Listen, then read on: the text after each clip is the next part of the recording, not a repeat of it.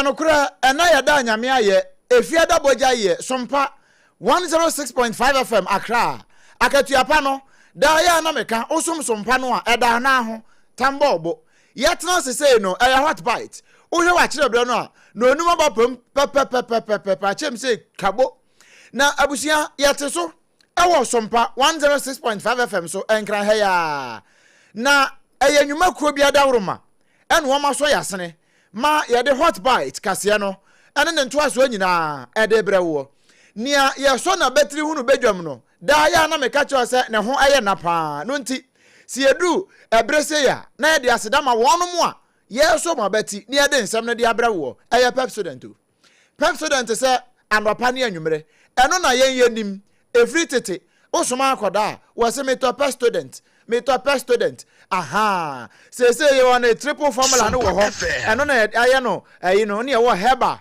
eno so 1 2 3 ni go ho saa ene yesa wo cavity fighter no correct one eno ye tete de no a ene ya da na mu a de abedu nei se ne be ya won so betimi de asoma abusia pep student say chusia no pa fa anwumre ka ho do the two before you go to bed tonight na bibia atumi a fine pa na ne nyina owie pe medimafo ba center obedi ama wo na bibia atumi akonkan na onga mama say open hand eno so atwa so e de aboa ama sese waduane won kwan o stew no a wo ye nam na o stew mu no akoyie pa e de ama wo just hot kenke eno so boan abo echidom sanse ye be ye hyeto ni wi a dokno ka ho dokno no wanya papa ni bia e ha dwene pa pe just hot kenke na ton na nya mfaso na emom ye ka aduane sem no enkoyie waposo yo ya wanimu ato malaria na ache wo a eye time herbal mixture eno na betimi aboa wo na ne ma nyina timi akwankan pa ede amawo time herbal mixture na so nya bito a ebebo pa yetna si wa SOMPA 106.5 FM so enkran ha sei sabre kro ya kopie mu asantemanta mu a eya SOMPA 93.1 FM waru abiem kama ayiko 100.9 eno nso okumase ya wono nso biem kama pa afi adamfo pa radio e wo France ahenklo Paris no mu wono nso kasabon ama manfo no nyina nya bi atie SOMPA 101.1 ewo takwa SOMPA 103.3 eno wotakrade SOMPA 106.1 ewo tachiman SOMPA 98.9 ewo sunyane SOMPA 90.7 ewo nkranza sabre yai ukopiem wodoma SOMPA 101.3 eno ewo doma hono a doma FM 100.7 sabre wabiem agige agum ya ekoye kama ede ama won afi kingdom 106.1 FM ewa mankasim emfimfi mantamu ba bia ne nkwado nyina no wamo biemu a wamo tie kase dedew no hye kama ni abaite de hot na akoye pa se unenam decoder no so a eya ahwe ba bia radio phone nyina wono obehunu sa SOMPA FM ye gina mu tie mu sa belaba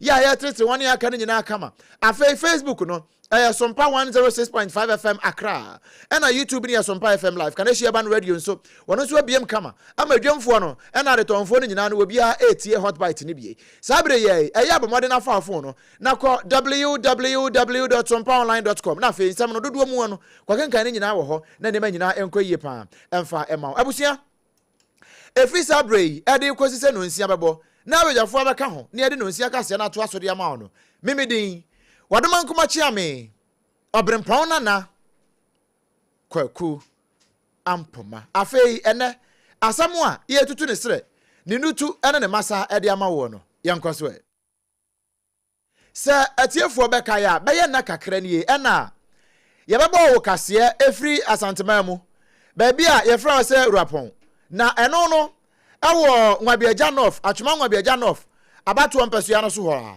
na sukua ewo sam potam ho no meni wo kasai every kg adequacy junior high school no nyese school no enye o school no de anka de se ne o masiesie no de anka won be fa na sa busua join your Facebook SOMPA 106.5 FM Accra na adesuafo a ewo school no mu a wo musua de no 2024 no ba 2025 mu ho no a wo mo kwa akotro wasi no wo mo boabo mo kwa akotro yanimpo ya BC won kwa akotro bi no na atechefo ho ekirade ho no no am ye 2 single 2 ena na ekirade na according to report ya ba oba edu different ho bre ye no wo kire se enkoda no ekotro so hwe ne ba ye no ni oyi papa kura wo mu an the best grade a de ba ye no e 45 teacher ni ho no akire won yade enti won ya won trim ena won de koye ekokotro BC no no am san de ba ye enti ni oyi papa kra o timi se we de wa bone ho modern pa no we 45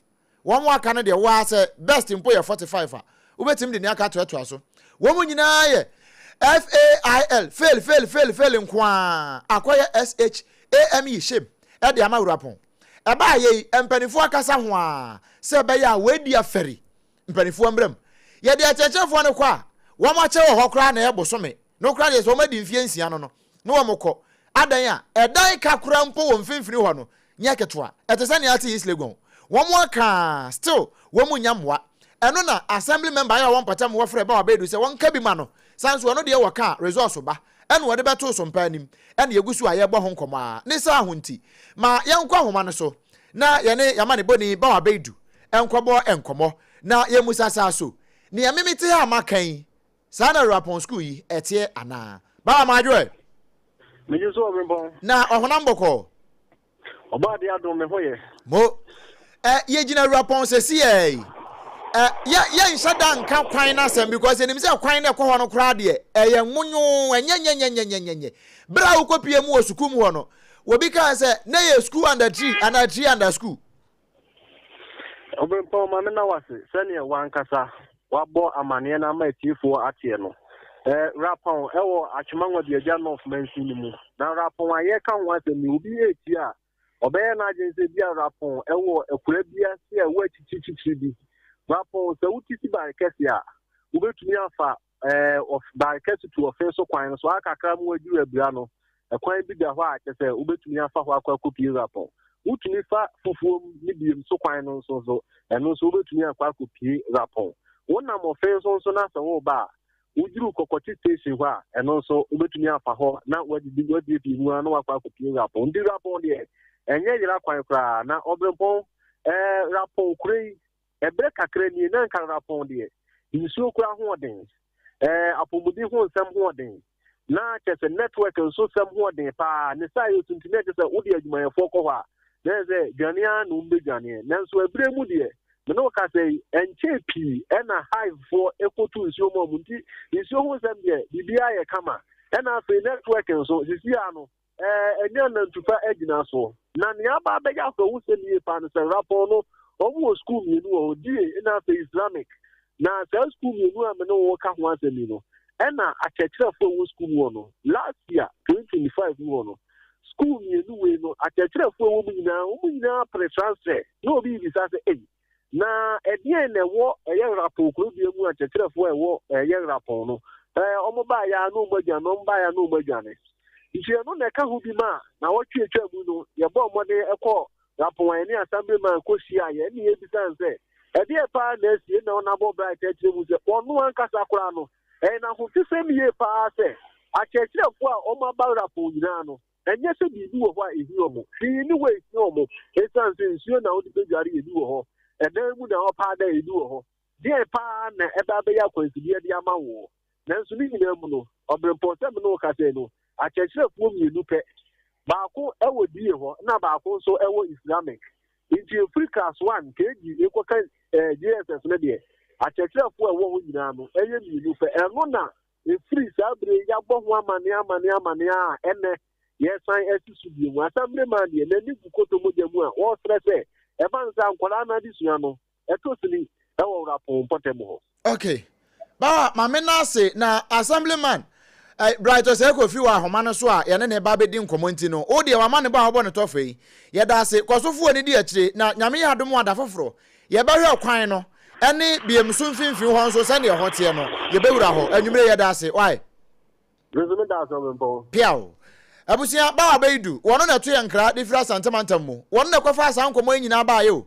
rapon no a wo mu pe teacher fo a wo mu nya bie no se ne nso ma me se teacher fo no nso bebregu fi a ye mfa wo madwuma na nso so ye ba fam do makọ rapon ho no wokọ na wodi bosom ya no asan je transfer minim sabe preduas abosom kra wote ho a wo pampam teacher fo no ne santi ye ba kwa homa no so sesi a na ye ne honorable bright osekofi ye ne na akọ akọ bonk woni abusa se die pa no womde ahye ho a ama sesei teacher fo no mpe ho tena saa no sansa ne minim ni se nsuo wo ma ba be ya bi wo ho adan so kakra wo ho a wo betimi atretre mu akama maami choba yi kura wajan shin suwi ɛwɔ hɔ a aduane papa nyinaa no wɔn benya bi ato adi na afei adentia ɛna ama no akɔba ne saa yeguso hwɛ sɛ yɛn sabɛka honorable bright ɔsɛ kofi ɛwɔ ahoma ne so na yɛne no abɔ nkɔmɔ honorable aba ahoma no so yɛne no ɛmɔ nkɔmɔ honorable maajo na wɔhonam ne bɔkɔɔ deɛ yesu adom me hoye yɛ dawurade ase honorable na musuku ya ɛna no nkwadaa yi kɔtwerɛ BC yɛse ni oyi best grade kra yi 45 na wɔn ba yɛse akyerɛkyerɛfoɔ mmienu pɛ na sese wɔn aka hɔ wɔn de wɔn ba na wɔn agye transfer na wɔn kɔ wɔn ba na wɔn agye transfer na wɔn kɔ ɛde important ɛna akɔyɛ ɔhaw ne akwansidie ntia sese wusu ya wɔsrɛ sɛ Ghana Education Service for wɔn Ministry of Education wɔn fa teacher for mra wi ɛwɔ rapon abuzafo medamu nyina amase I'm champion for you. Atisa, Linianum. Escate later 2024. And I move the teachers in a comma. And you see 2025 year mass transfer. And Ukraine, Uko Islamica, Aka science teacher, Uko Dia, Aka social studies teacher. First year and last year, and got the best students.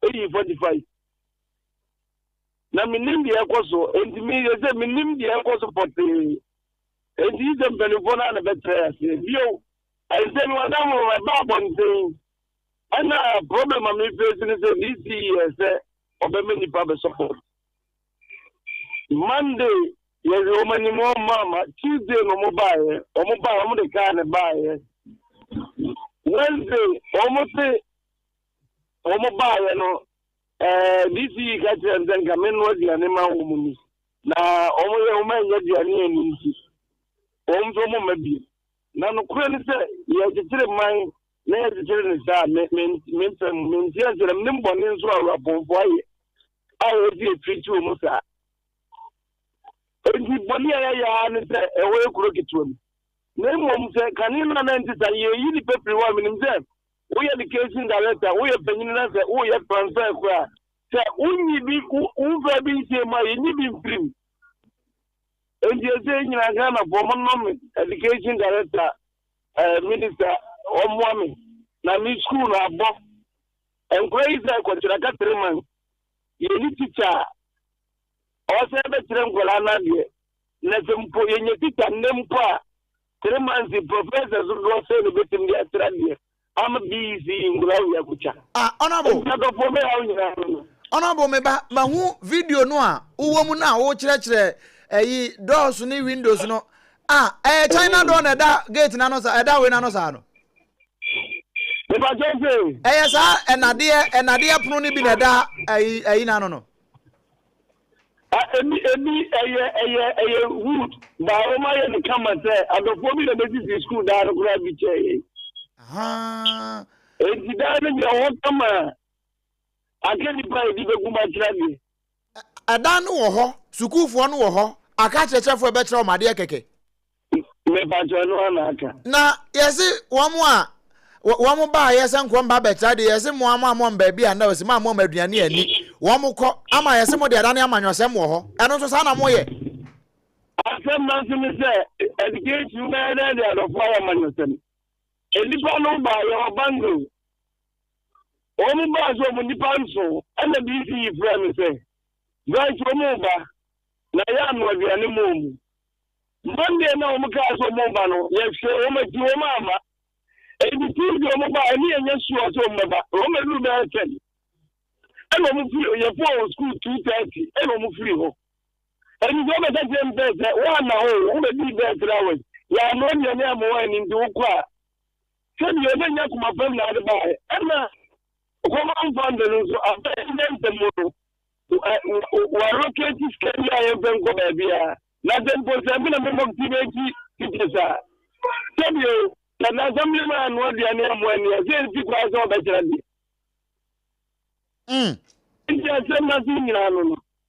Now, about only district director of education, you're a kind of simple, Papa. This is director of education kra ni din na ayira me kakra papa ajmandua Frank Ajimendia o ne na kasa ama wono so den waka I just hear me say last week about last week oba no be ka treze teachers no nyami and the government na ya bo ade say oba ma teachers 6 na ya kan want them memo omo go Thursday Friday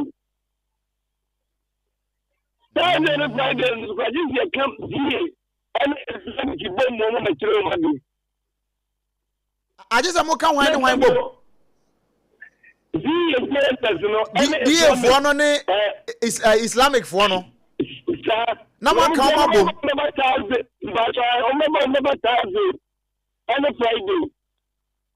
eh anabo ansa na meja because that anso aba homa no so e pese ye putu no tu kakra na ye ginchire mu kakra ni aye won kran aye te ye ne se Islamic wo teacher ni baako die wo teacher ni baako womo ye science teacher baako na social studies teacher baako enti won bienu na aka bomu a womo kire both Islamic any die fo na de ubetimi a confirm ho na ma me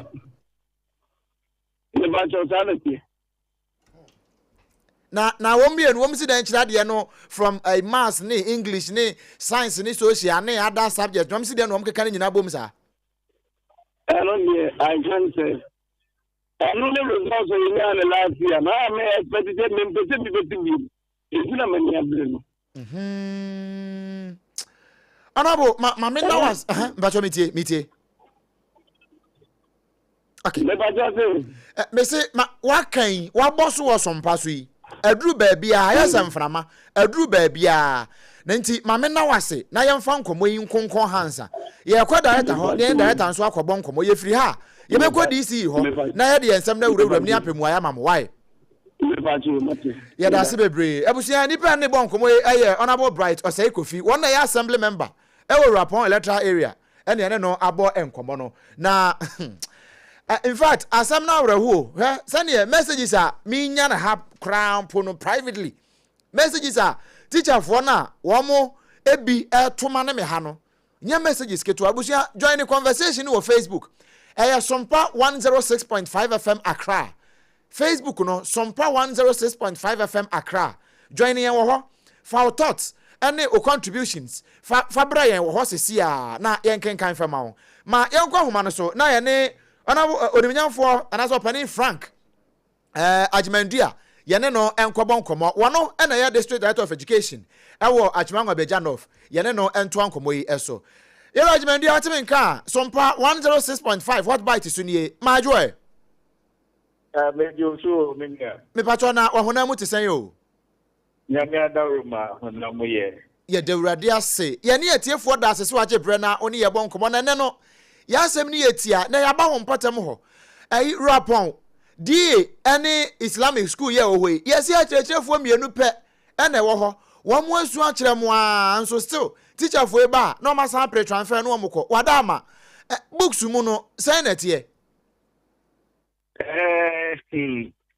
kwambi so beka se no kwambi so beka se no kre teachers de no pe me ho na embum teachers de ye bi wo ho pa ye bi ho pa so far rapon Islamica ye school teachers at primary level and JHS and so ye 7 and no crowd the Islamic teachers 3 kan ho na ho ko ye 10 ho and ba rapon D to ye 6 primary teachers including KG teachers and JHS and so ye teachers 8 ho na enye ho no bon kwa na ewo problem ho that statute federal rapon no two schools e kan ho ye Adija ene bo ahenkwa ho no nyina so ye hia teachers ho entina nkra ewo mo no baba ni ayen wa ha ye ti ye bie ni se last year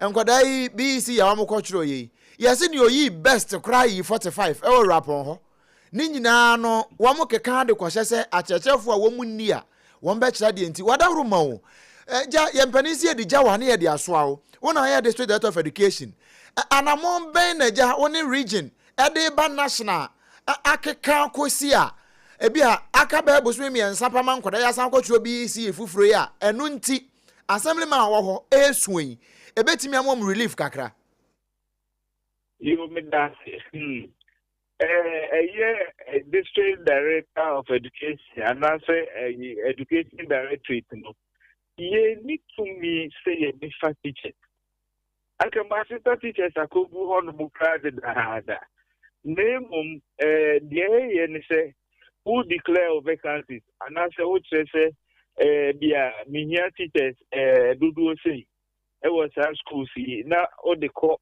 headquarters the headquarters at the panel and the Biablo. Now, there's 2-3 years ago, and teachers needing cohort. It's our last time teachers call Rapon area who you know was 2023. At that time, you requested teachers 25. A more 8 penny in Sakai.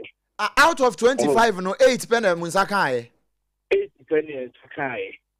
Oh, and friend say, apart from pointings, you know, so ye being cohono. Not a whole year people teachers for and people teachers, so GS is said by say EFC out. And then my no more home retiring now to me and replace you. And then be a bit no people teacher no one as the time so no copy. You be practical teacher and be considered nine. That is a very creative vacancy. And also content I want to be the tribe area and you know. You can focus on my and the case in China between 2 years, 3 years. No, or the application you go for study leave. Some of the study leave until April 2023 by Epina Koe 2024. Ebina menu a few crampuno teachers need be letters about just say omoko. Someone just study leave or moko. The amma and one more year beer. Teachers are quite ready and I had the Pani ansana meja wa mawakono obrenunti ansana meja wa mawakono se mo declare vacancies no amode call headquarters teacher for na wo munye mamo no ya no am teacher for no ho akwa atwe won look really teachers are here form no dey enye me sitting kwa na form Kakabia headquarters, the Fabia, Motitum, at the district organ, and you better not Kakabia, also Sakayano, Omuna, Omubetimia Ako, but their teachers easy. Say, I buy a Wusika, not in Budua, Munia, farm, I got a problem in the solve. That's what we did it. Yes, any problem for so to make a touch and go for any. And system in now buying so any budget.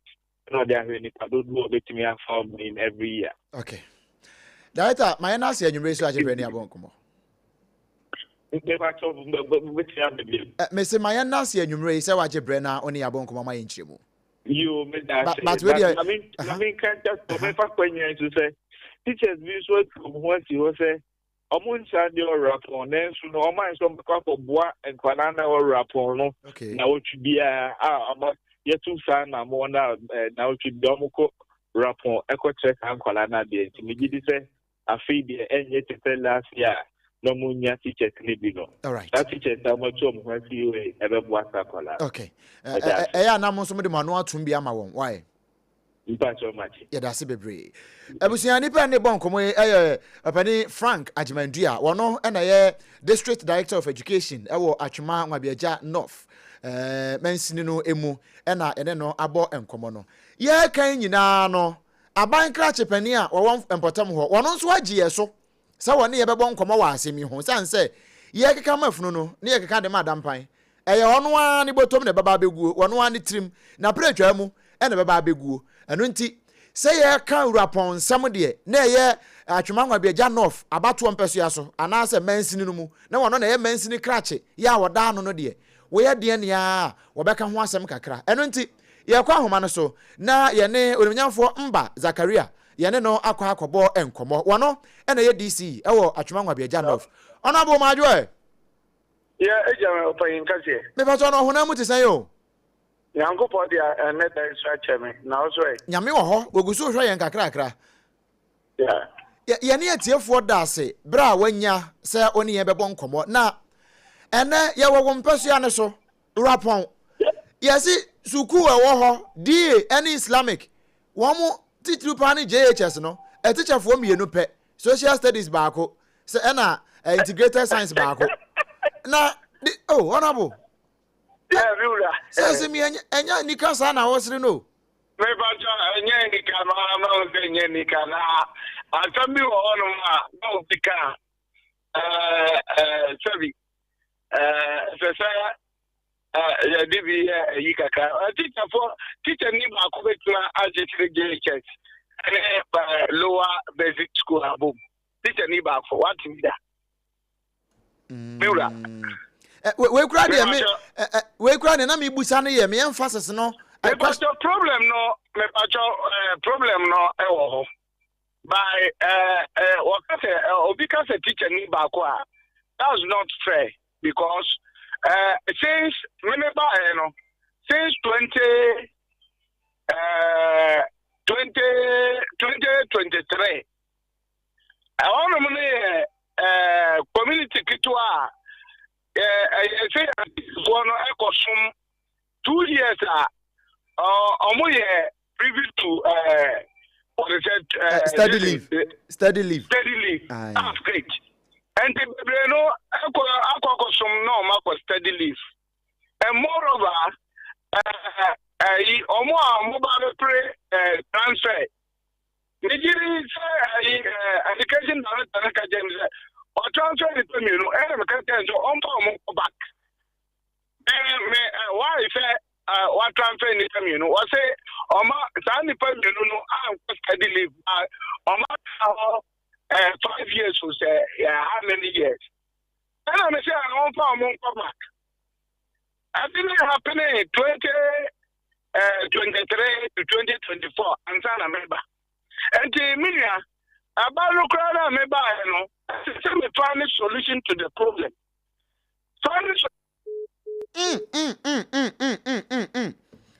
Honorable Ahomanati. Oh. Also find a solution to the problem. Solution about a pep student. Udi enya pep student anwumre na fa twusi na hade. Anopane anwumre. Na ube hunu se ne ebe sort out. Ebe solution no ube nya bi correct. Na be atumi fine. Pep student, yes, do that too before you go to bed tonight. Remember, say ode pep student ne brush no ebe twusi na bibia atumi akoyie pa. Na ode adupa no apo sen papa no. Ni apo ho wo mu no. Ubetimi de anu atwusi na ne nyina atumi akoboko. Pep student de efri tete eno ana yenim. Wo madawroma eno wo maso yasene a ye de hot bite e de esom wo ene anwumre. Ye gusu hwe se yensa beka onabo mba Zakaria na ye ne no atoa enkomo no eso. Na asam no ba bia wo kan de asie no ano. Na nka ye de na wuram wo ho na ye de ho nso e de atoa so. Nanso ahoma na nya ate okay onabo aba. Honorable, akwa babiem. Yeah, I see. We are finding a solution to the problem in a sense that, who say the previous administration or more and implemented education director and teacher from Google, and also just a GS, and recruit teachers and post teachers back. Until my follow up to the regular GS director. And the regional GS director and pursue teachers. But the many education director, Mama, teacher for the class. Voluntary, teacher or the volunteer, no, go put a Madia or Amano, as about Bruno. My teacher said, Yan teacher Bakubaku. Teacher Bakubaku says, I go Islamic, I was teacher for 7. And the lower primary, I was teacher for 3. And the JHS, as well, a teacher for 3. Headmaster, I 3. And no more. And I'm up a teacher for 6. Me and me Omoka. Me tell Omoka in and out, NTNT. And the mom will say, Omoko under subject in the MI home. And moreover, no, and the catch a community will say, a teacher for body as a motion before, so a mobile day, a mobile, money budget, our home. And to me, national service for Bako 9. And I may say, Omunko, no Musumko, Manade. Master care of transportation and then TNT, Omodere, Omodeco. And you know, Rapo issue is, say, Omobere, recruit, and Qualadiere, Akobo. And moreover, me, as a DC, a teacher for Omoya graduate teachers are Omoano. Malaysia be the GS say, Omoa, now Omulukutu, and free at tomorrow, Biagano. Omore, okay, say, no, Omunko now, no Munchero, Madia. I said so, Mufru Chronosono, Omoare, Tenasi, no much wrong, Madia, my. And the solution now, yeah, to a quema, yeah, in I press at Madia and Icon. You also say, tomorrow be a gun of as well as government, another Ghana. His Excellency the President, and now, Juma, Abwa, Ama, Chuma, and Ghana, Yanafa, and Tuma Pafra. And Tinya, there, I am member and a war on Ma. I said, Meshakonya, Befasovenia, good,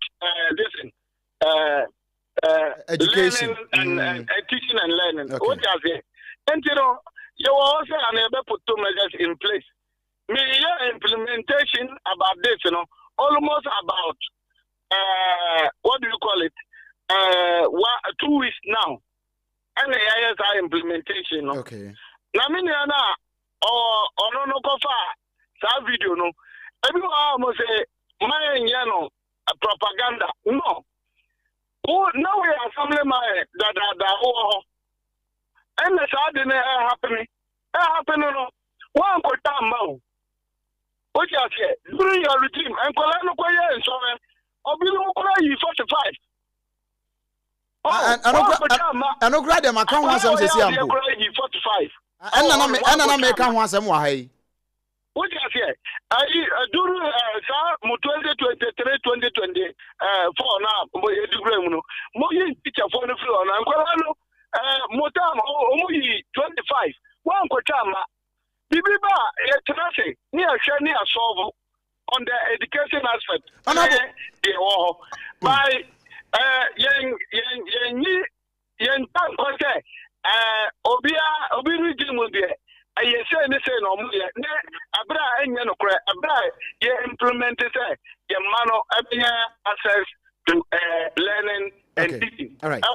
And that the American Opa for machines, Neko Query, Neko Sakoya interview. Never say, the teacher for says a call, Abra or Moka from my office, and I say, and moreover, the national service personnel, Omoya Mako 9, and the call.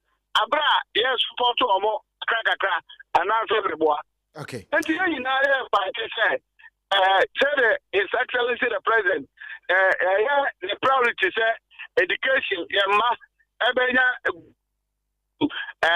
education, His Excellency the President, Dijuma, Abua, Amaya, access to good education in Ghana.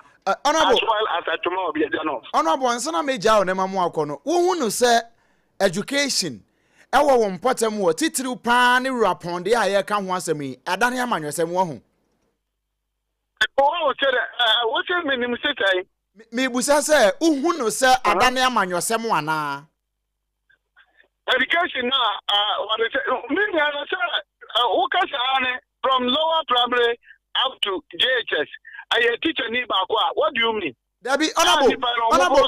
Me emphasis no was on the JHS level no. Say me wa ha mate ne say JHS no both Islamic any DA ni nyina no aka teacher for mienu pe ba ko science teacher ba ko social studies from Islamic to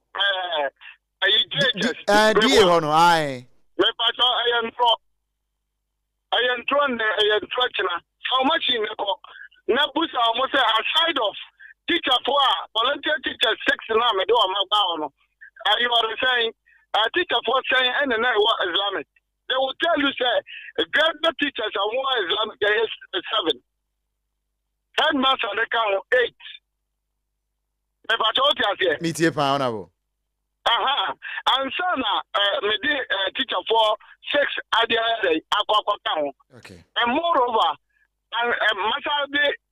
through the listen, PS director or district, was say, only here about 40 teachers over there. And Massa requested for national service 9, and the Messiah Hobim. What do you say? Honorable Mitiepa. Adumaro, Ghana. Move forward. Study a pen on our paper. Okay. By I come what it is. By a new say you bend and someone not different issues. Okay. What do you say? All right. You. Honorable. Yeah, boy, home but they say a man a war Omodachi every show we say the pray.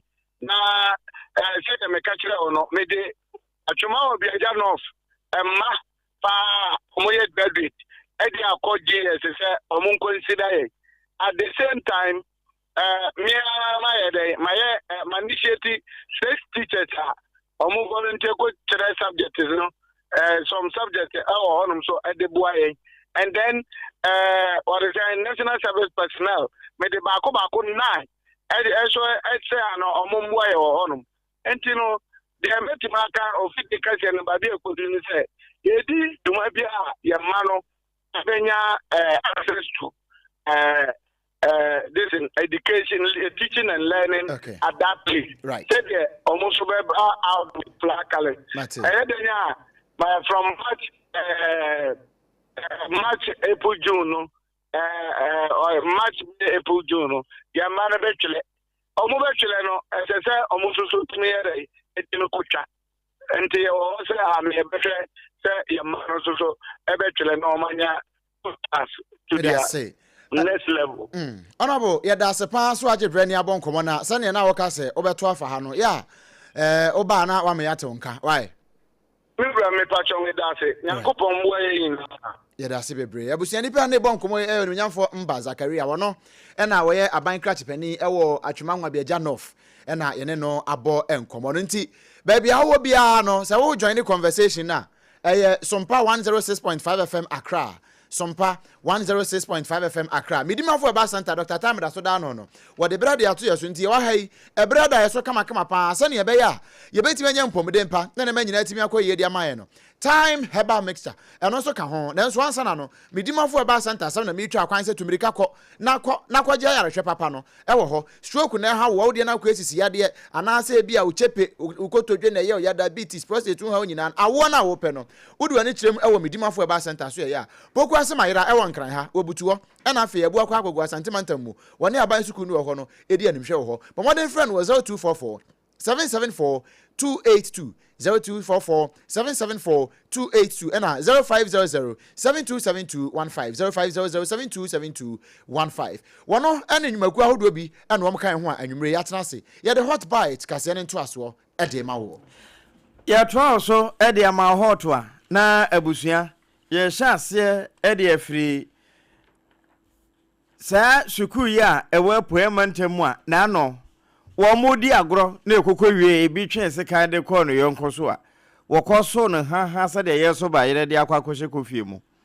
wati nananom wasre adwa honya wa e de adwane ya wo mo hwehwe no na posi sadom no titru ene adweso district police command no wono mo se wo mu gusu a odimri katente pa efa wo mu nso se New Jabin Senior High School New Jusco Mashatia final science student ya woko Fodia Senior High Technical School bra na entakwa koso a ekoko wie ye wotine ba bie didie Jerome Apia na wo mo twen ne so sekan e de machete koko si no so eso no eno na wo mo chemu se uhi pra wo pra ye no se de moja nwunu no ye de no ko Eastern Regional Hospital police fo gina na su bi kura ma doctor fo gina no so na teacher ka ho wo mo je no to ho hwe no a ma sese de ye be kasa ne ho ye no na de wodi se nyambranse na wo se wo mamra edi no e wo mse wo dwane de nanso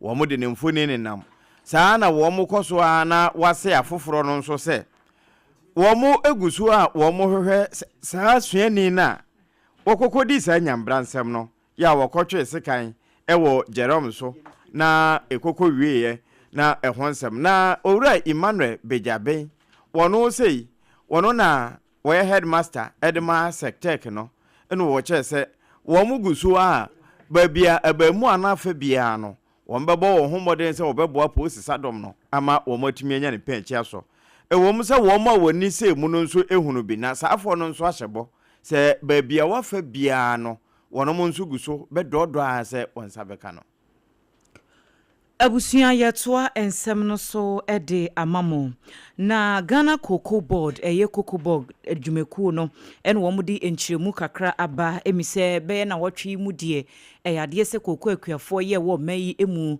wo mo afi wo mo sepa etuntesu kokko kira ban se asetra ni mu ayeden ede ama wo monti esese nhihye bi aban no edigu akwamu se de be ya wo metimi atua wo mo ka no aban be hye aye ne saa na asomdwe atimi aye adwuma na eno na Cocoa Board mpinifo abekiremu ese sese wuko ewiase amansan dwa no so a wo mo tokoko no bias no ewo international market no ase Ghana cocoa no de kwa ne to no na akwa ye den pa na ne enti akwa ye den se wo mo se yen ye cocoa na ye di free Ghana ha ekoton wo wiase amansan dwa so ne boarding wo de toto ama ahodo na wo mo so wo mo de ezeze Cote d'Ivoire no ne wo mo kekankan ho no a ye cocoa ne boarding wo se ye kasai beye 530,000 metric tons ye ne nyina ye cocoa na wo maton na momwe na mebo no a akosoro no enti no nia aka ekire ya wo mo nton ye beye 50,000 na ora Randy Abe ya wo ye chief executive officer Emma Cocoa Board nensem twofo nhye mu ase en wo de saa ensem we nyina etu dwa wa kirekiremu ni enti a wo mo kasa asem no enti no wo se adawuruma enye boapayo se Cocoa Board fo wo mo mpese wo betua cocoa akuafo no ka na emum no yabotre. We are able to service most of the rollovers, if not all. And so we have been preparing for a new funding model for 26-27. Unfortunately, the prices have come crashing. And so what is happening is that our cocoa at the current price is too expensive for the buyers. And it is the buyers who are financing the crop under this model. So you are selling your crop at $6,400 to them. And the crop is currently being traded for $4,000 or below $4,000. So why would they buy your crop? Because we pay the farmer $5,040. That's the farmer share, $5,040. So the situation we have is that you have the buyers now moving to other markets where the prices are competitive. And that ene ya ekoti esisi yi eye ora Randy Abe wono ene ye panyini power da Cocoa Board ano. Ye toa ensem ne so na de ani achemu ewo ensem foforo mu na Penia wono na akwa bankasie mu a oye chief of staff Yera Julius Debra wono na ekase wo kire se Sompa FM ebraso se Ghana fo titiri pa na abima mu ye ka ye ho bom baako na ye jai se da bia minyameyo na moto ho saa da bia na ye sa ye ho mrane the gateway to Africa Ghana na apa bia asomdie wa bra Africa ye ne ye wose saa de no ye nyai na ye nka ye homom na ye ka ye ho bom a ebetimi aboa yen ama ene papa ya ye pe ewa bibrem no ye nsaka easier movement. It is a demand for economic transformation. Africa cannot trade at a scale if its people, goods, services, and ideas remain constrained by outdated systems and unnecessary barriers. A borderless Africa is not about erasing sovereignty. It is about unlocking opportunities. As the Chief of Staff to the President, I am actually aware that implementation is where vision succeeds or fails. Policies matter only when institutions deliver. Our collective task task, therefore, is to turn commitment into action at the borders, at the ports, standard authorities, payment systems, and across the full value chain of trade. Wey Yera Julius Debra, Chief of Staff, our bankasim. Now, what is someone to Jabra, Kosi Ghana Mampania name, our African Prosperity Dialogue, I say, but I won't move here, Nakrano, and what I know upon Chiku, any and the Kano Timuno, and no one hope, and what in a boy, what I know, Equoya, now side media national. Now, majority leader, our Ghana Brasoja fear, with a from Hama Yariga. Now, I see be one also the Kakra at once, we say. So long as they were concerned, there were no borders. As a young boy, I recall carrying timber on my head across Burkina Faso in the middle of the night. We used to be called smugglers and economic saboteurs, but we thought we were Pan-Africanists sharing Ghana's resources with our neighbors. Let me conclude my brief solidarity message by endorsing the campaign for a borderless Africa. We want a visa-free Africa. I've seen how a visa-free West Africa has been enormously supportive. We Unimian for Mahama Yariga, wano, Anna, waya Domcasiano, Wamana Nuni, our Ghana Brasoja, if you know, so on the Sanka, a bibremu, will be a bit to me, I'll call or mine be so free. Ya, when he have a sano, and no one dear, we hear the pan, Tiano, and I know what can be old media yasia. Now, as Quamra Sebajani, I am Mamma Patricia PJ, where deputy minority leader, our Brasoja fee, one also the Kakraka, and for the dear to say. Country oversight in domestication and implementation a robust Africa Continental Free Trade Area Dispute Resolution regime and the establishment of the African Court of Justice are not abstract aspirations. They are essential building blocks for legal certainty, compliance, and investor confidence in our continental market. Mame Patricia Apiaje, deputy minority leader, our Ghana Brasoja fee, Asqua, I want to the MP no, one at the same way at Tuja. One MPP Rosalenda no.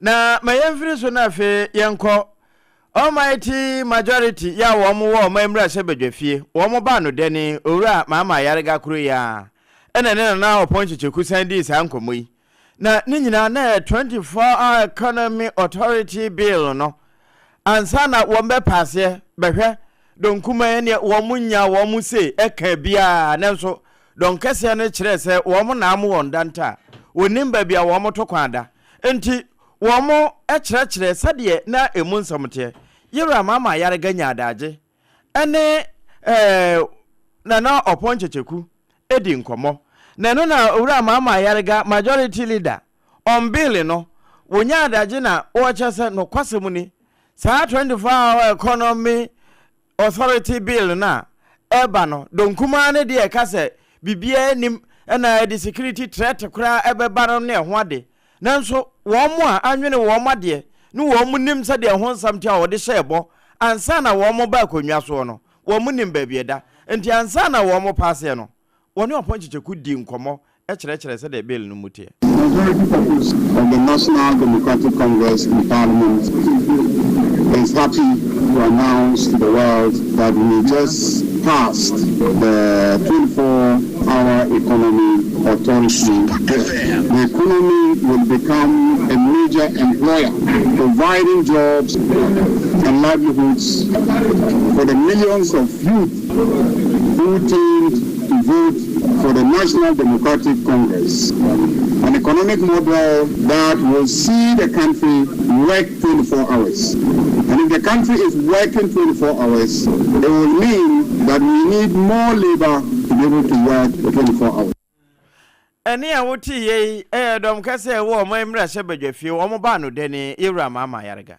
Na minority chief whip no kroya ena ye mrasebedwani e won se wo madoagiri Onyamfo Frank no dompre no dia to dwa se omayi fotosamfo Dr. Kasiela to Forsen esese wo hye da be piem wo mayi mrasebedwam na wo be kyerɛkyerɛ ne enti ahokyerɛ ebu Ghana fo kon wo se nansemu aban no edidi nkomo a ai na dollar so ate ena yatete fango so ena nieme ekoye ena inflation aba fom kyese nsɛmpi nanso wokɔ ground so hono mo adwadifo wo mu tiam kyese rent wo manfo ntumi ntua wo se ahokyerɛ ne de yade se ɛwɔ ho nti aban ne mfa bibia ma mekatakata so nkyeremu bi wo hono mo a ɛsese finance minister wo bekyirem. Prices of tomatoes, cocoyam, cassava is all over, gone to the roof. Are you proud of the price of cocoyam now? It's not. Yeah, I want to plead with the leader of the house. It will not be out of place if we program our friend. It is not for nothing that the Minister of Finance is one of our own. He should come. He should come and tell us measures that could be put in place. We are the people's representative.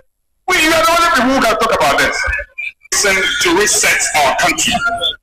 I'm only reminding you your own messages. Reset agenda. Most of these are supposed to adopt that. Because the last time I went to Abokoshi, the market women are complaining. Teachers are complaining. Wey Onyamfo Frank Anodompre ena yatene nkano na kyese minority chief whip eno no na nanu si yepe ena dom dodo no ba no dani Owura Mahama yerega se asemu a honorable ekan die nokura bia nim de kyerese Ghana fo nankasa no a wo mo kodwam ekodi dwa no wo bia behunu se nansemu de aban na timia ye economy ni yie pa wo se dokono kura de sesi a efo kokonte selfish wase sane manema no nyina ayefofofo enti ensemu a honorable nsewoma doagiri MP Canada nokura bia nim.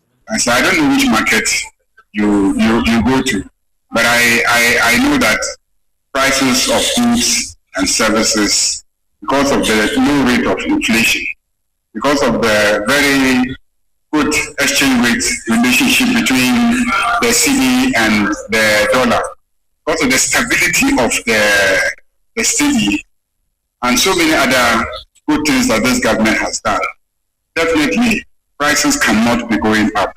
Cost of living cannot. In fact, we are dealing with the problem of farmers saying that food prices have come so low that they can't even recover their investments in farming.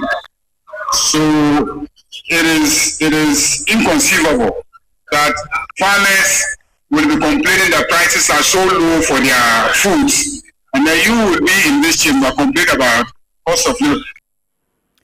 Ene ya yekutie sesie eye Boko Central mrasebedwani wonukro ya ene majority leader Owura Mahama ayaregana no pon chichiku ene di we bai. Ene opon wo bo adwuma pa sanse mrasebedwam ho de won na ya MP for Sompa enti asem ne ba osompa pa no wo som ne yie pa na mrasebedwam ho na no bani ba ko aye friend Isaac Adongo wono committee no resika asem so no wo ka ho pa anu wo ka se wo se he anadom bramu ko ho ntintini ya womo ubehana ofansa ire bi mrasebedwani wo mu nyina ko ho ntintini nya abotransa na tie no na hwe no wo mu nyina wo mu kasa 24 hour economy ye be frem panifo na wo mu aba ba ye nyina eno anu obetimi de aye ni nyina wo kire se wo mu osuro 24 hour economy no wo mu suro na wakane sei. When we say 24-hour economy, 24-hour economy is not the same as agriculture. It is not the same as industry. It is a mainstreaming activity that you find almost in every sphere of life. So you find 24-hour economy in agriculture, you find it in industry, and you find it in service. As a result of that, you need to coordinate all those activities that you need to create the enabling environment for those agencies and institutions to be able to implement 24-hour economy. And that is what we are going to do. And you are beginning to shiver because somehow you thought that 24-hour economy was going to be your Ghana Beyond Aid. That never had a policy. You thought that 24-hour economy was going to be like your free senior high school. That never had a policy. You are trying to think that 24-hour economy was going to operate like your one district, one factory. That never had a policy. Your digitalization, that never had a policy. Today we are walking the talk. Today we are walking the talk. Mumudi amode ba ye ho. Chese ada paper so. Mukura policy document kwa na munibi. Eno na wo nyina so azika donko na gusu kasa yo bogatanga emrasebedwani no. Wono na yakasa wo se. Se wo babo eboga central ho no a. Wo mu de wo pa kenkan pa o. Nanso minority for parliament. See ya back kenkan pa ne hu bill no. Policy document aka ho. Wo mu mpe o. Nanso mba ya no amutu mumiri. Implemented and funded. And that is where MPP will remain in opposition for the next 30 years because of 24-hour economy. Mr. Speaker, unfortunately, it appears people did not even read the memorandum that came with the bill. If people had read the memorandum that came with the bill, they would have been clear what Cabinet and the government of Ghana wants to do with this authority. And it is not our fault that you don't read. The fact that you don't read is not our fault. But please, I would ask you to go back and read the memorandum that accompanied the bill so that you don't embarrass yourself before the people of Ghana. You don't come and make arguments that are not supported by the fact, and that the bill itself has a memorandum which explains what the government wants to do, and if you are minded, you will go and read. Mrasebedwani a ogina made sia wo Bogatanga Central ononyamfo Isaac Adongo one wo kan say minority for mo park enkan wo mo park enkan ti wo mo 24-hour economy anya hwe wo mo kenkan na omunya nsa Kumasi Metropolitan Assembly KMA wo mo nso aboboa no ne yeduru Asante Mantemu na adwadifo a wo mo baba yara agoprama so wo mo wo container atwa ho ahia ne wo no mo nso a ede won table ne besisi ho tonton ade wo so safo nyina assembly hye won se anka bosome wajefo ne de toso numunuru na obia sesa ne nkuku enne nkaka de afiri ho na ekoko wie no wo mo bo ho sudwotira de fampanimfo so me wie kura Asante Mantanso afo Dr. Frank Amwakohene wanda de so abahene nyina kura tu wo mo na asi mu bi na no na ensema wo mo de koda assembly no assembly nso atie won enti wasan so ahye se ofoso de toso nsia de nuru ho sada ne yejoda enya de ombeju bibia obi bia omba beto se sabre no se de yesika se wo mo mfiri ho no wonya mfiri ho no wo mbe pan wo nyina mfiri ho yi wo ne ma no kora nyame ampata wo mbe sese no na afia kunadu de wono no ya wo mo choro krata na wo kenkan enti wonya adaje kenkan ye no won ne amansan di nkuta ho de ma assembly no wo kire mu sei extension of demolition for the unauthorized structures at Babayara Sports Stadium. It's become possible extended for them because of the RESEC direction. RESEC, that's the Ashanti Business Security Council, by a plea from Nana Obene and Nana Deswapahine, and then also from the people that they should give them some time. And that directive cannot be overlooked by the Metropolitan Assembly. And so it's been extended to 6th of April 2026 that voluntarily they take the items off there by themselves, by which we will not be able to extend the time again before. And so the Metropolitan Assembly has adhered to the directive of the RESEC.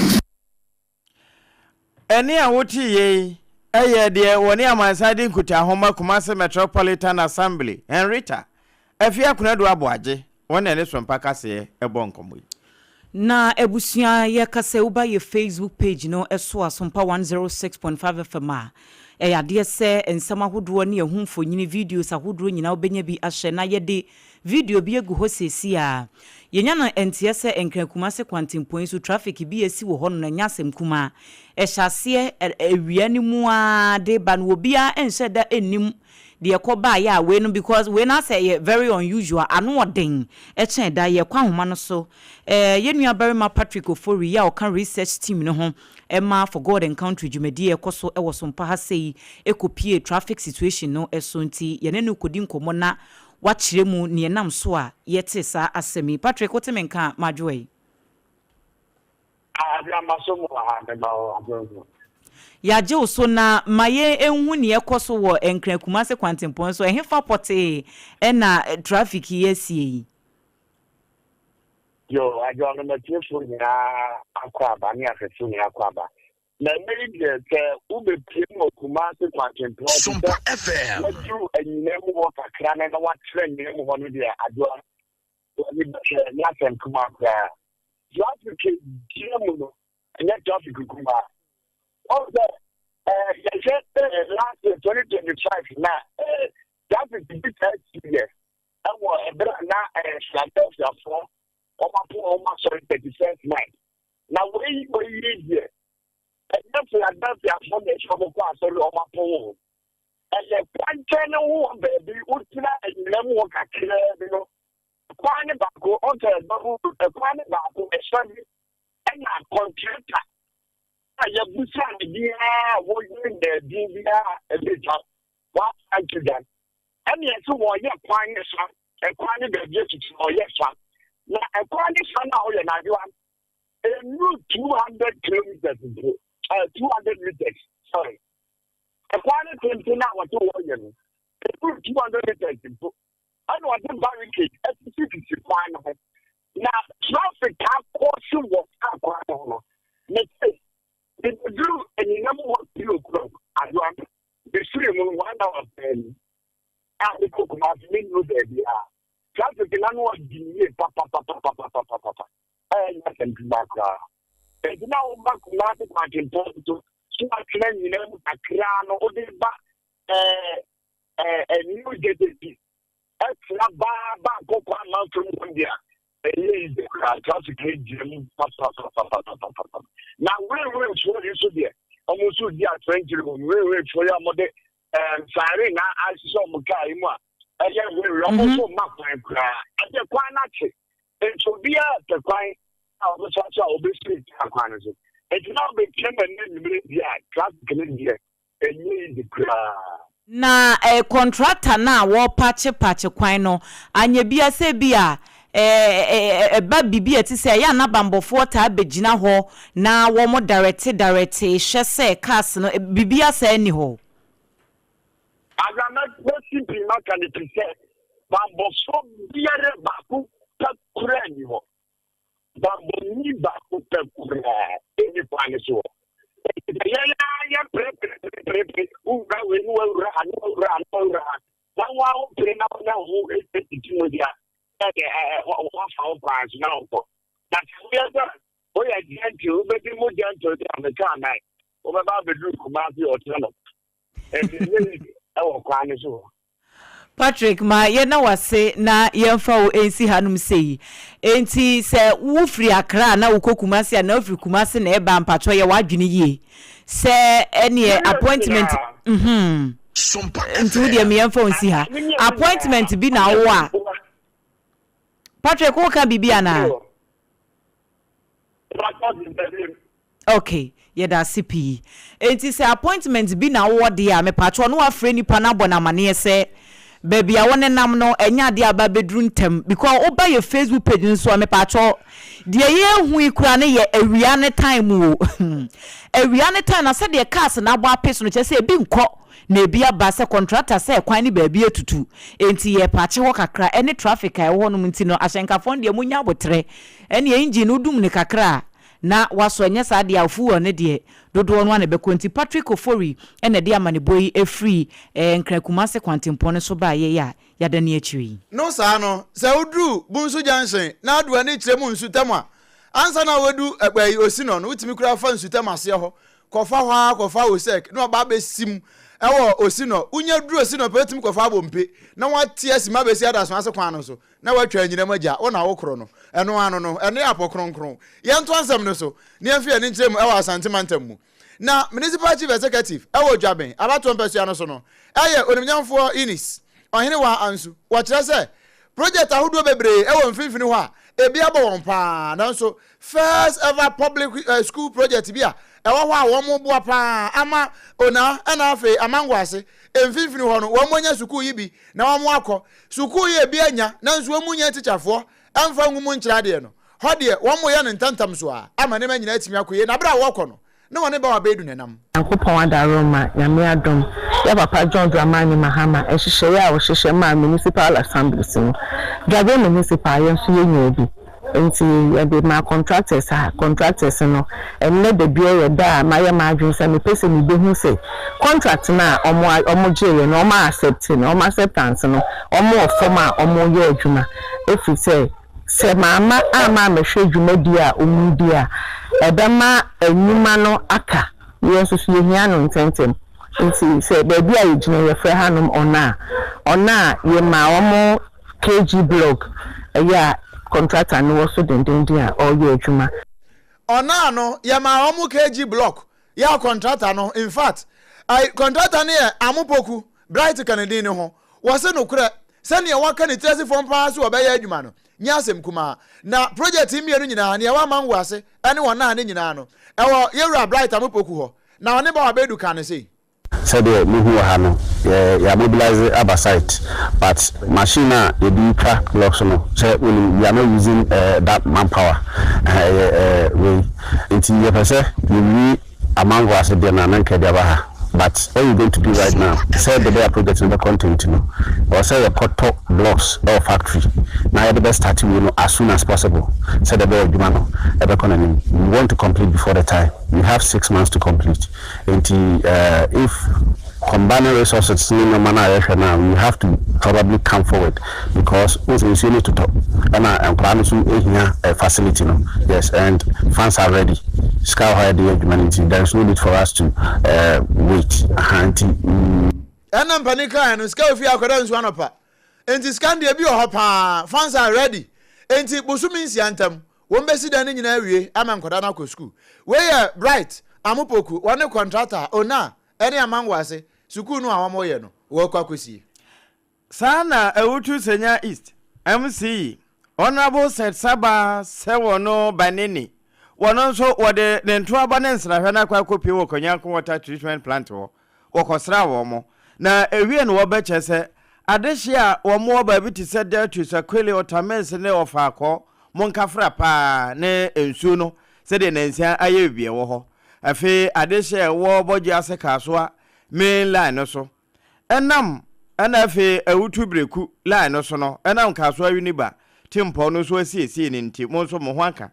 Nini na amonka fra na nso chechegu akwamu a enni chebia ensuo no ebefro kama ama ade hye bia no. That's I think one of your challenges to Senya is so share some of the electoral areas now. Some of the places are entirely cut out. Talking about between Fako, Utames, Kwele, and then some part of Datus. They are entirely cut out because of one or two reasons.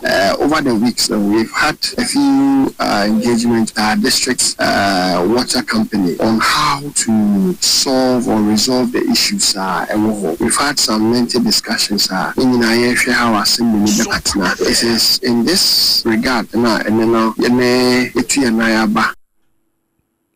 Adeshia wonumu Otames of Ako Akwele Datus Bodwiase ene Kasua Fahwa womu hu amane wonsu ho no ena Utu Senya East Abankra Chepeni Honorable said Saba Sewono Banini wabo anu hobei.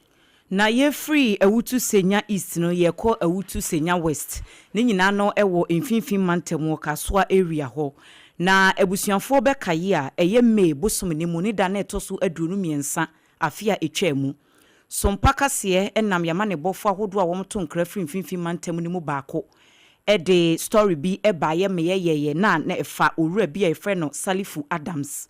Ya wo ye NDC amanyuku no constituency organizer ewa Awutu Senya West honom na ensem no ebeto dwa no na accusation bi a block factory owner bi de ebaye na sede Sompa kase ye kan ye nkomo a ye twa ha na ye twa ha enti issue ne baye no ye bo owura Salifu Adams na ne ewo ye kasafidie so esan ebo owura na wono no de sobo no ebo owura Salifu Adams ninti afanu no mienu nyina no ye bo womo ne ewo kasafidie so nanso ekire na owura Salifu Adams said ye nyoma ne sifa kwa nani anye ho enti wakase owura na woye allegations no wo betake it on nanso Sompa kase ye ne owura Salifu Adams ene na pamfo atena se di nkomo ama entiase aye adwuma na said ye be ya eniema mu beda ho fan na nakoma beto ne obehu se enye boapayo se bia Sompa kase ye betena ha na yegu nanimu ase anase yegu ne ho finti no ye nam kasafidie so ene anwumre se baby owura Salifu Adams wo bia ya wotie kase boyi ye de echopa efri Sompa dem kase ha ene ye de ema no se ade bia ye kan ya ankoye eye 23rd May 2025 no yesrese ye retract sa story na ekoso ewo kasafidie so na yasrese nia anko ye bianso no wonfa nche ebre ekoye nim no yegidi se bibia ebeye kama na eniema matimi ada ho ama obianso enya ne ho entiase enti ye de chopa ema no enanwumre yemfiri chopa mu na mfi ane nkyere mu ewa Ashaiman na wa Ashaiman so wo mumra se badwani eyo nimnyamfo enes nogbe wase wontimi ntena ho ewo breko a wo mu a ewo mfimfini ho no wo mapomuden titru pa ne ma no a apemfo no se wo mu nyinsen na wono mu kwa akwawo a ya na ya asem kase pa no nti mene wo kase ya wo de aso abofom se abrosan ne to aso miensa no yensi emfama mfafrom hofo se be betimi amboa won pa ama ne manyina etimi akoye na bra wo mu de aso ekobofom no na wone na na oponcheku enenam what can say at the twazo. During the campaign period, I visited this place where I saw a nasty scene. Our women who go to hospital to deliver were not doing that in a very conducive environment. So my attention was drawn to antenatal block to be built, which I did for them before the election, and I promised them that I was going to bring a maternity block to them so that we can have our women, our mothers who want to deliver in that kind of environment that befits womanhood.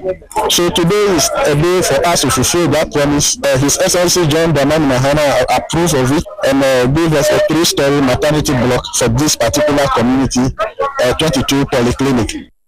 We Ashaiman mrase bedwani orunyamfo enes nogbe wakasa wie yepe na bankrach pani ye wo mfefram ho no ye Freeman Chekpo wono so de kakraka no chese no kure mampani di sika no aba wo mo de be ye adwuma no sika ni nyina ewo Ashama Municipal Assembly account mo train contractor na ebe sati adwuma any day any time contractor na erase certificate ebenyiska.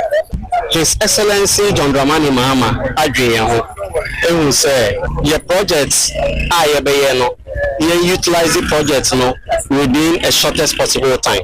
Into Ashama for the let's give ourselves the contractor the 6 months 1 year the project should be finished. Actually so ya bosumi nsia de ko bosumi dumienu ntem no edan no won be sia wie eto asomiensa na o madane mu e de ama won municipal health director e won fefra mu ho no e ya Dr. Sophia Quest wada ase papa e twa mu no deliveries over 6,000 Ashama Municipal Hospital area over 47% and a polyclinic no area over 11% intini ho say sa shortcut we sit down maternity block my 22 polyclinic na ebeboa deliveries na ma pressure wo municipal hospital no eso abafem intino is a good one and yeda abaya sese ende omaya shortcut ni wo hase yeda abaya se so abaya shortcut no wa ha Dr. Sophia Quest wono na ye municipal health director e wa Ashaiman potem ho wono na oponcheku e na boss ankomo yi eno ya Ashaiman na mamemfa nkwa asaman eno zo me do ko asen ho ana wo mo sese uhwe wo makwan no kwasem ni asefem kwan ne nye na ne ye nye nyina no wo se contractor abaso wo ye reshaping na mfuturo eku timamufo ne kire asen abisem ekwa asen kuhia amane a wo mo hunu adwuma ne de nka na ye but water na wo ma nya ne ye nsuo ta na bu afa so na kofi how dey aba say mfuturo ne ba ye no boy futuro sa yakaka omo nka hwe nkyere nti wana boye wa hanya ya na wakosa nsuo agunika asinika no ana ode ba wata kwa isu nyina fa ha nipa wa futuro nti ama ya lesem ko na ekoso futuro nsi benye easy so ma ba so ma sisi futuro na ode pa futuro ne de ha adwe esi no makwan bi hata ena afo yeso sa wo fa ne sei wo fa kwan yeso no ko masala che wona awia no kro tie me kro abehye socks awia no egu no nya easy wuti awia ni mu wona akata wona ho ewie ye na assembly member Honorable Gregory ankoma jeche ebe chese won ma ti hona ka ma wo mu nso de eso wo mu yo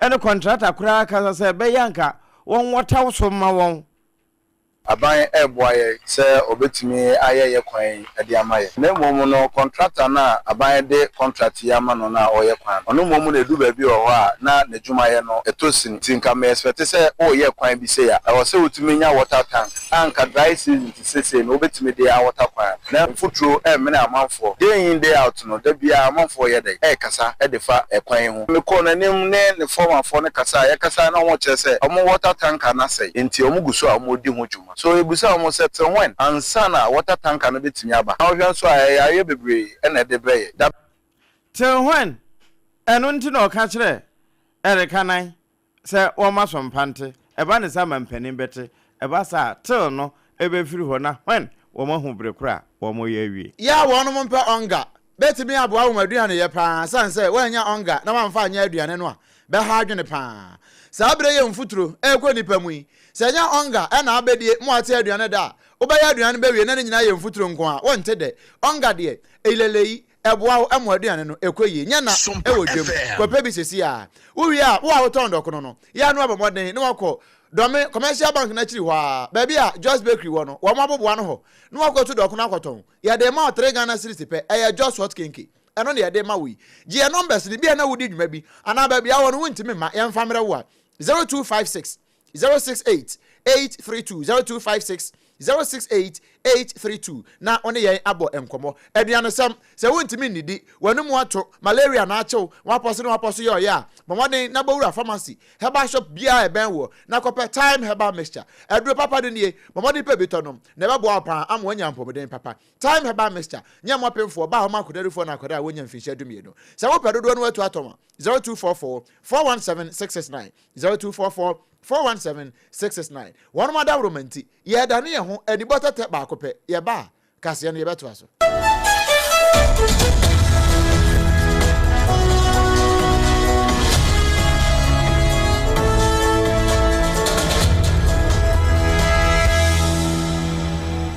Midimafo pokwase Maira Accra Midimafo pokwase Maira Accra Midimafo heba clinic aba Accra ani ohuntie passengers egumi kai mu e ho na dodo na ekro ene sa Accra ne potem yedemu ani yedemu ampa de se de adutwam Atlantic International University America memu abo Dr. Adujamfi babaso honorary degree as a professor in biology in herbal medicine it is said here ayaresa no aye more misi minim wife ye kopa wo wanye 1 cedi nyinse ne betom ansa na yetues ka no mi connection na encheda nkoyie na esakakra ti say wa page mu amahode ambam connection ne mu de we obo di ba de kro wa fa do kro di ba de kro ye ka stroke nso de wa fa no small chese agidi wa wu ani de asie no yare bia etatia e wa Dr. Tamda so ani so diabetes hepatitis B prostate hypertension malaria yare bia kuma say owo agogo opposite government school no and nkra hanso obepiem e wo pokuase mayira kwan no so for Dr. 0244 774 282 and 0500-727215. Midimafo Herbal Clinic. Wudimafo ne hwa. Yeah! She was say, get a Pepsodent charcoal toothpaste.